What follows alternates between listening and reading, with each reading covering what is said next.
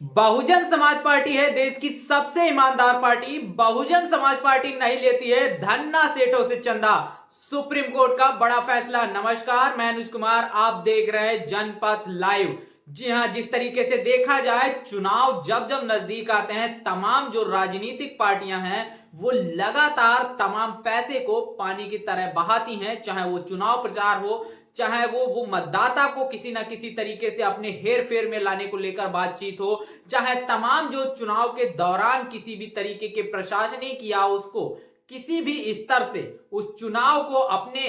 पक्ष में पोलराइज करने की बात हो, हर एक मामले में पैसे को पानी की तरह से बहाया जाता है। लेकिन ये तमाम जो पैसा जो एक भारत देश के इस लोकतंत्र को खत्म करता हुआ नजर आ रहा है, ये पैसा इन राजनीतिक पार्टियों के पास में आता कहां से है? बड़ी बात निकलकर सामने आ रही है और इसी को लेकर सुप्रीम कोर्ट ने एक बड़ा फैसला दिया है कि तमाम राजनीतिक पार्टियां जो चुनावी बॉन्ड के माध्यम से करोड़ों का पैसा गबन करके बैठी हैं और जो उन तमाम वोटर्स को, तमाम पूरे चुनाव को पोलराइज करके चुनाव जीत के उसी वोटर के अहित का काम करती हैं, आखिर वो पैसा आता कहां से है? बड़ी बात है, बड़ा सवाल है। और क्यों ये पैसा उन राजनीतिक पार्टियों को दिया जाता है? तो जिस तरीके से देखा जाए, भारत देश की तमाम राजनीतिक पार्टियां हैं वो धन्ना सेठों से पैसा लेती हैं और चुनाव जीतने के बाद वही काम करती हैं जो उन धन्ना सेठों के भलाई का होता है। इसीलिए अगर देखा जाए, अडानी और अंबानी को लेकर अगर आप देखेंगे तो उनकी अकूत संपत्ति जिस तरीके से बढ़ती हुई नजर आ रही है और जिस तरीके से वो मतदाता, शोषित वंचित गरीब मतदाता लगातार गरीब से गरीब होता जा रहा है, और जबकि रुपए और पैसे वाले लोग, वो धन्ना सेठ, दिन दुगनी और रात चौगनी तरक्की करते हुए जा रहे हैं। आखिर ये सब हो क्यों रहा है? क्योंकि इन राजनीतिक पार्टियां जो इन धन्ना सेठों से पैसा लेती हैं और उसी पैसे के दम पर चुनाव जीतती हैं और वो चुनाव जीतकर उन्हीं धन्ना सेठों के भलाई का काम करती हैं। और इसीलिए सुप्रीम कोर्ट ने साफ तौर पर कह दिया है, कोई भी राजनीतिक पार्टी अगर किसी भी धन्ना सेठ या किसी से भी किसी भी माध्यम से पैसा लेती है तो उसके मतदाता को यह अधिकार है कि वो ये जान सके कि इन राजनीतिक पार्टियों को किसने, क्यों और कितना चंदा दिया है। और यही बात है, तमाम जो मतदाता वोट देकर किसी को चयन करता है और वो राजनीतिक पार्टियां जो हारती हुई दिखाई देती हैं, उन्हीं विधायकों, उन्हीं सांसदों को तोड़कर, उनको खरीदकर अपनी पार्टी बना लेती हैं, अपनी सरकार बना लेती हैं, और ऐसे में वो मतदाता अपने आप को ठगा हुआ महसूस करता है। तो ऐसे में सुप्रीम कोर्ट ने जो फैसला दिया है उसने साफ तौर पर कहा है, कोई भी राजनीतिक पार्टी किसी भी माध्यम से अगर पैसा लेती है, चुनावी बॉन्ड के माध्यम से पैसा लेती है, तो उसे ये पूरा विवरण जो तमाम मतदाता को देना पड़ेगा। बड़ी बात निकलकर सामने आ रही है और इसी को लेकर लगातार सोशल मीडिया पर एक सर्वे वायरल हो रहा है। सर्वे की ये रिपोर्ट वायरल हो रही है, जिस सर्वे की रिपोर्ट में साफ तौर पर यह दिखाया गया है कि कितना चंदा मिला है और किसने दिया है, कितने लोगों ने दिया है। इसको लेकर वो सर्वे में आपके सामने सीधे सीधे तौर पर पेश करना चाहूंगा, जिस सर्वे में साफ तौर पर यह दिखाया गया है कि अगर जो चंदा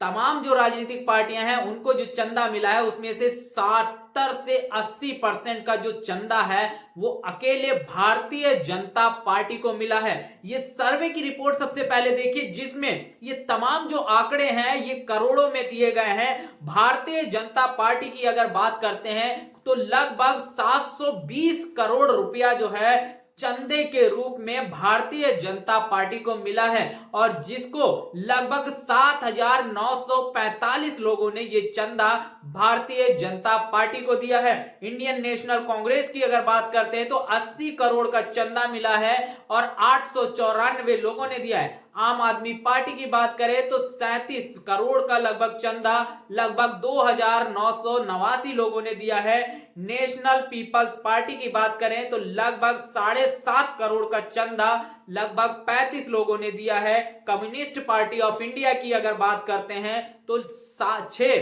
6 करोड़ का चंदा 314 लोगों के द्वारा दिया गया है। बहुजन समाज पार्टी की अगर बात करें,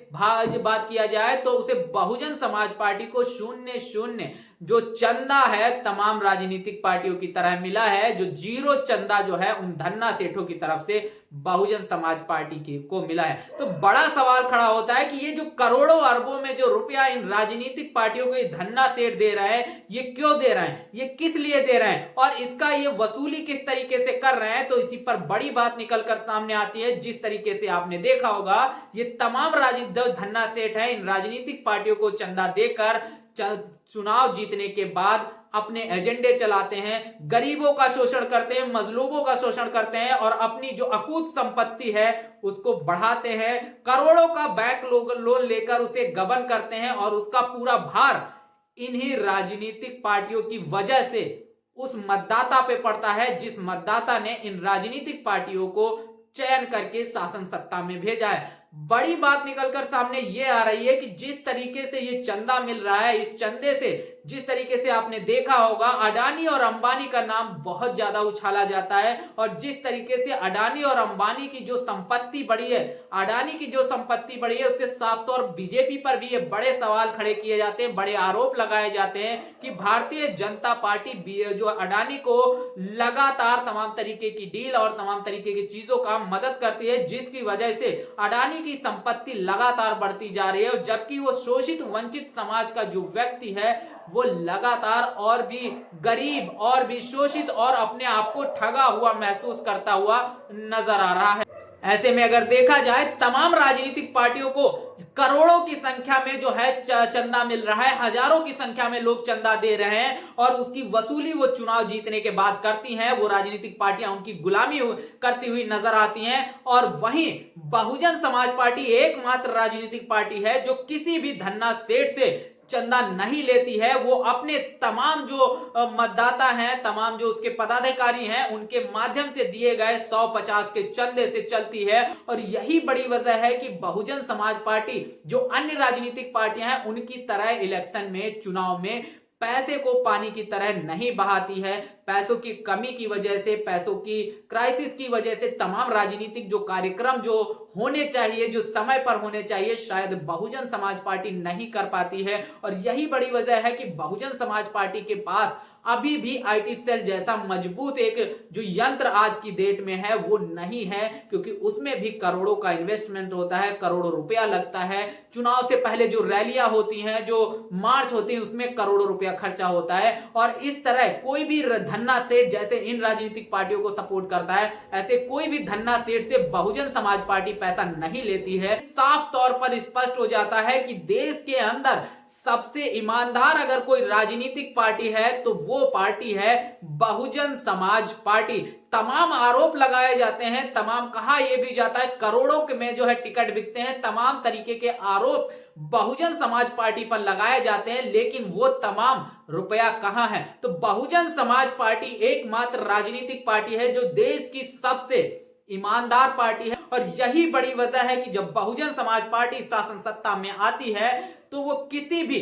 राजनीतिक दल के या किसी भी धन्ना सेठ के दबाव में आए बिना निष्पक्षतः काम करती हुई नजर आती है। और यही बड़ी वजह है तमाम जो धन्ना सेठ हैं, तमाम जो राजनीतिक पार्टियां हैं, वो नहीं चाहते हैं कि बहुजन समाज पार्टी दोबारा शासन सत्ता में आए, क्योंकि बहुजन समाज पार्टी जब भी शासन सत्ता में आती है तो इन धन्ना सेठों का नहीं चलती है। इन धन्ना सेठों की जो धन्ना सेठ इस शोषित वंचित समाज का जो शोषण कर रहे हैं वो नहीं कर पाते हैं। और धन्ना सेठों कि तमाम जो आमदनी है वो रुकती हुई नजर आती है, जबकि जो शोषित वंचित गरीब तबका है, चाहे वो किसी भी जाति, धर्म और संप्रदाय से संबंध रखता है, उसकी प्रति व्यक्ति आय बढ़ती हुई नजर आती है। और इसका उदाहरण 2007 से 12 का जो शासनकाल बहुजन समाज पार्टी का रहा, उसमें जिस तरीके से आपने देखा, जहां पूरे देश के अंदर रिसेशन के हालात थे, पूरी दुनिया में रिसेशन के हालात थे, वहां उत्तर प्रदेश की इकोनॉमी लगातार आगे बढ़ रही थी और ऐसे में प्रति व्यक्ति आय जो थी वो उत्तर प्रदेश में लगातार बढ़ रही थी। और यही बड़ी वजह है कि तमाम जो धन्ना सेठ है, तमाम राजनीतिक पार्टियां हैं, वो बहुजन समाज पार्टी के खिलाफ में प्रोपेगेंडा चलाती हैं ताकि ये राजनीतिक पार्टी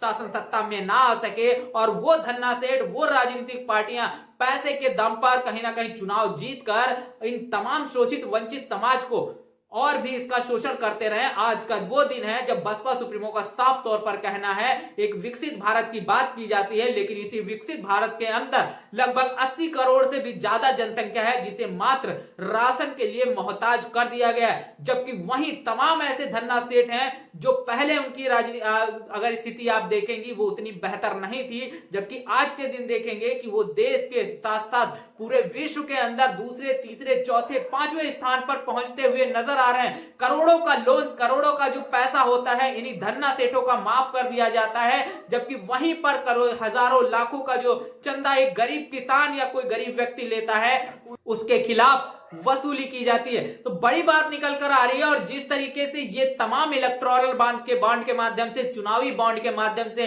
तमाम राजनीतिक पार्टियां इन धन्ना सेठों का पैसा लेती हैं और इसी पैसे के दम पर चुनाव जीतकर उसी शोषित वंचित समाज का शोषण करती हैं, ये बात सर्वविदित होती हुई नजर आ रही है। और इसीलिए पूरे देश के अंदर से सुप्रीम कोर्ट ने एक बड़ा फैसला दिया है और उसने साफ तौर पर यह कहा है कि आपको अब कौन सा चंदा कहां से और किससे और कितना लिया है इसका विवरण देना पड़ेगा। बहरहाल इस पूरे मामले पर आपका क्या कुछ कहना है, कमेंट बॉक्स में अपनी प्रतिक्रिया जरूर दीजिएगा। बने रहिएगा जनपथ लाइव के साथ। तब तक के लिए जय भीम, जय भारत।